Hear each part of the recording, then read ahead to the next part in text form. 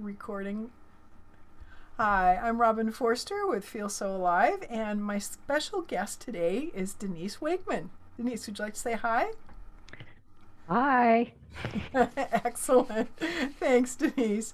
And for those of you who are watching us on the replay, I just wanted to let you know that I have been following Denise online for years and years before I finally started getting involved with some of her programs.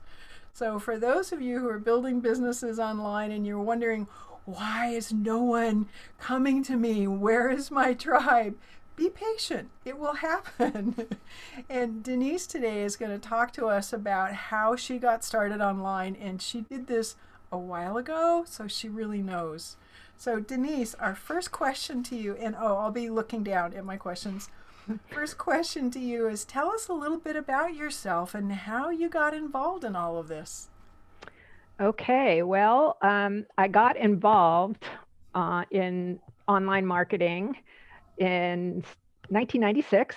Not a lot of people were on the internet at that point, especially as a business tool. And it was out of need necessary. Had moved to Canada with my soon to be husband, and we were living on a 100-acre farm in the middle of nowhere in Ontario. Um, and we wanted to start a coaching business. He wanted to be a coach, and we had to figure out how the heck we were going to get clients. And we had one dial-up line, and so we would fight over the phone. But as soon as I got online, it was like I was at home. I'm an introvert, and I was very happy to just be, dive into the internet. And I just started researching everything I could about how do you do business online. I mean, hardly anybody was. So it was really the pioneers that I was looking towards. So a lot of big name gurus that you hear about sometimes. I mean, I was following them when they got started. And we ended up building a six-figure coaching business over the course of about 6 years. And we did it all predominantly on the web. So Wow. that I'm an experimenter. I'm an active experimenter. I love to try things. So that's how I was able to really master what I was doing. Um, the relationship ended. I moved back to Los Angeles, where I'm from, and it was like, do I get a job? No.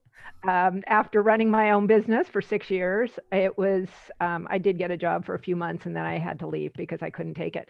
And I realized that what I'd done for the business, starting and growing a business with my ex-husband, I could do for myself, and I could do it with other people. I mean, it was just like, oh yeah, you know, I can do this. And I had about 6 months of savings, and I said, well, if I don't get any clients, I'll get a job. I've got 6 months to make a go of it, but I had clients immediately. So I would say I had a lot of experience before that in small businesses. I've always worked in small businesses, running art galleries and running a small bakery and stuff. So I've been in business. I had never been self-employed before that, but now it's been like it's 2021, and that was 1996. That's how long it's been that I've been running an online business.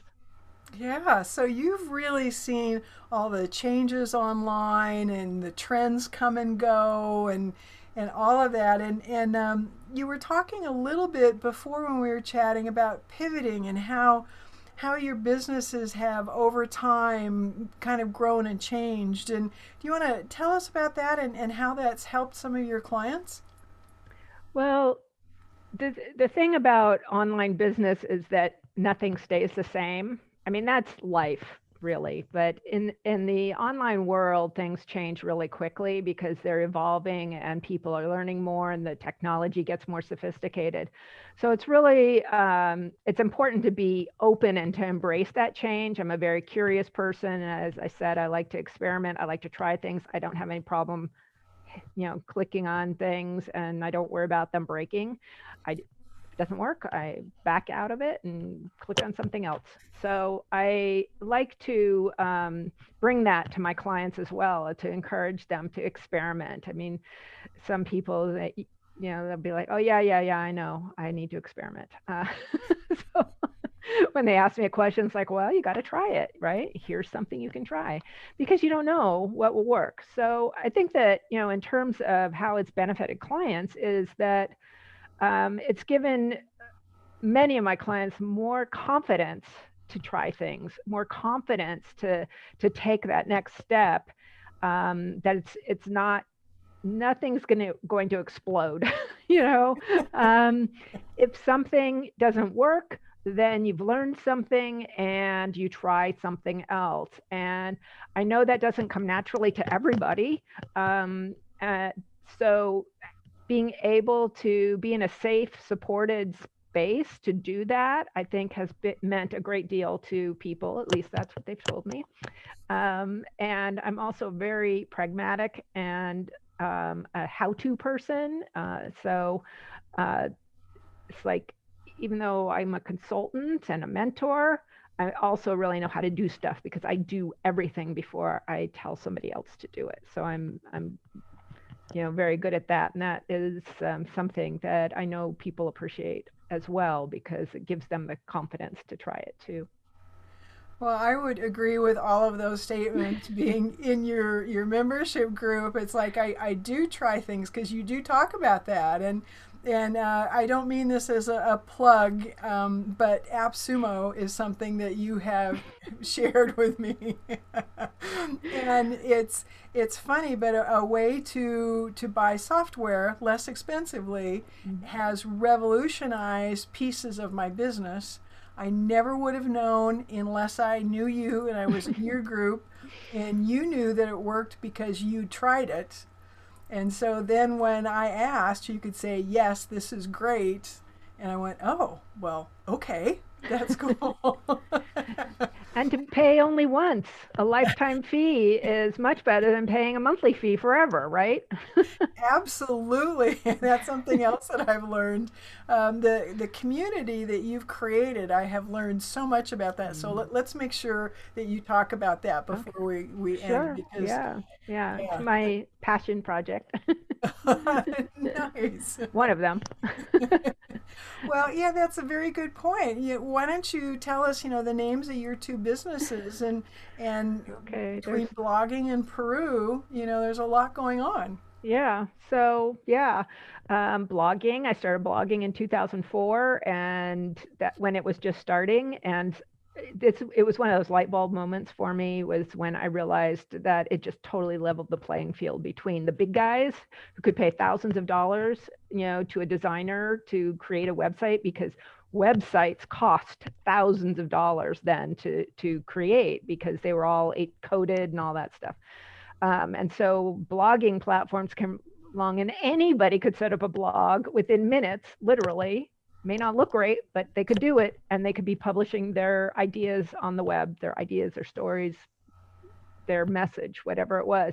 And that just was probably the biggest revelation in my online experience, was that the growth of the self-publishing platforms, not just for me, although it completely changed my business, but for also the people that I worked with, because I pivoted and I taught people about blogging. I had a business partner at the time, and we did everything blogging for business, everything, blogging to create your books, blogging for everything, because nobody knew how to do it. And we jumped on that one so fast, and it was good luck. I don't know, being in the right place, the right time, seeing the opportunity, taking the opportunity. I don't know what it was, but it really catapulted my business in a major way. So. Oh, how exciting. And you've been able to share that with your clients, and you're trying new things. And speaking of your clients and looking down at our question, what are some of the tips and suggestions you would give to entrepreneurs, small business folks who are trying to do all the things? Yeah, trying to do all the things. they're not so much how-to tips, but more about mindset tips, because I think that's where things really start. And the first thing is that you've got to be consistent and you've got to show up. Without those two things, you are not going to be found. Your visibility will be like being invisible. And if you're invisible, if nobody can find you, it is like you're invisible. So if you have a business, if you do any kind of business, whether it's local brick and mortar, everybody has a web presence now. And if you don't have one, your business is going to be very difficult to grow. So show up, be very consistent about showing up, and you've got to market your business. And I say that because I had a conversation with somebody yesterday who was like, well, I published lots of blog posts and nobody commented and there was no traffic. And I didn't market them. Oh. And, and that was kind of I'm just like, sorry, it's not the field of dreams anymore, and it felt more like that in the beginning days of the internet, but it hasn't been like that for a long time. So you've got to do the work. If you've got a message to share, you've got to do the work to get it out. And, the tools that are out there, they're going to change all the time, but they're easy to figure out, or you get help figuring them out, or you go join a community to figure them out, but you got to do the work. Yeah, I really see that when you said consistent. I was starting to laugh because I've been noticing that I have not been. And I was going to do a Facebook post on how are you being consistent, or something, because I have a feeling I'm not the only one who's not being consistent. No, you're not. I struggle with it sometimes too, I just wish there was some magic dust that I could sprinkle, Monday morning and be consistent all week. Well, the closest we get to that is automated tools that automate, things, but you still got to put in the work to get it together, to make it happen. But, Yeah, but I think that's an important piece because people don't always know that there's automation for almost everything. Mm-hmm. And I was in a group the other day and they were saying, oh, yeah, we'll just reply to all the RSVPs manually.